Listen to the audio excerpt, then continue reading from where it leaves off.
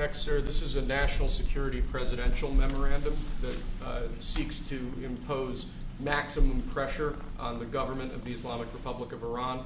Many of these provisions are similar to actions that your administration took during your first administration. The basic idea here is to have every department and agency, or many departments and agencies in your government attempt to sanction and control Iranian activities, particularly relating to the Iranian nuclear program and the Iranian export of terrorism through support of various proxy groups abroad. And the intent here is to give you all of the possible tools to, I'd say, engage with the Iranian government to ensure that going forward they are less of a malign actor on the world stage. So this is one that I'm torn about. Everybody wants me to sign it. I'll do that. It's very tough on Iran. It's what we had before. We would have never had the problem. You would have never had October 7th.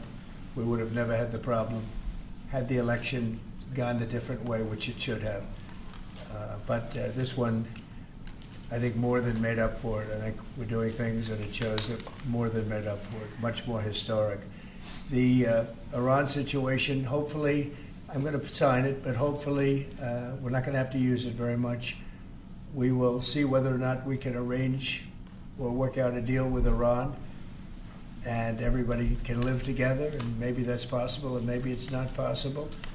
So I'm signing this, and I'm unhappy to do it, but I really have not so much choice because we have to be strong and firm, and I hope that it's not going to have to be used in any great measure at all. It'd be great if we could have a Middle East and maybe a world at total peace. Right now you don't have that. When I left, you had peace all over the world, and now you have the world is blowing up. As you know, Bibi is coming in to see me later. Others are coming in to see me. We'll see what we can do. But I'm signing this, and hopefully it will be a document which won't be very important, will hardly have to be used. So what kind of deal would you be prepared to make? Well, we're going to see. I mean, we're going to see. They cannot have a nuclear weapon. With me, it's very simple.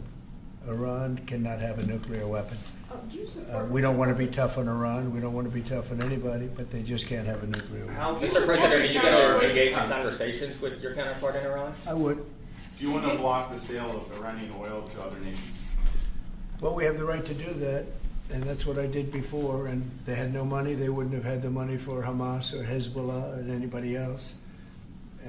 It could have been solved. This thing, it just, if things went the way they should have, this would have been over long ago, but it's not over. How close do you think Iran is to developing nuclear weapons? I think they're close. I think they're close. They're too close. But again, you could go back 4 years, I would have said they would have had it during this intervening period. But they're pretty close, Peter. And why say that you're unhappy to sign it if it's Iran and their proxies who have threatened to retaliate against you and your team by killing you guys for taking out Soleimani? Well, they haven't done that, and that would be a terrible thing for them to do, not because of me. If they did that, they would be obliterated. That would be the end. I've left instructions. If they do it, they get obliterated. There won't be anything left. And they shouldn't be able to do it. And Biden should have said that, but he never did. I don't know why, lack of intelligence perhaps. But he never said it.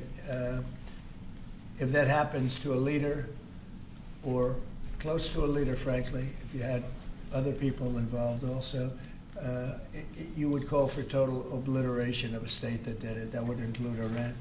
So I'm signing this, and it's a very powerful document, but hopefully we're not going to have to use it. Mr. President, if the Prime Minister today were to ask your help in striking at Iran's nuclear facilities to prevent the kind of progress towards a nuclear weapon, would you give him the green light? Would it, either to do it himself or for the U.S. to participate with him? I don't know that that's what he's going to be asking for. I have no idea that it is. You're telling me.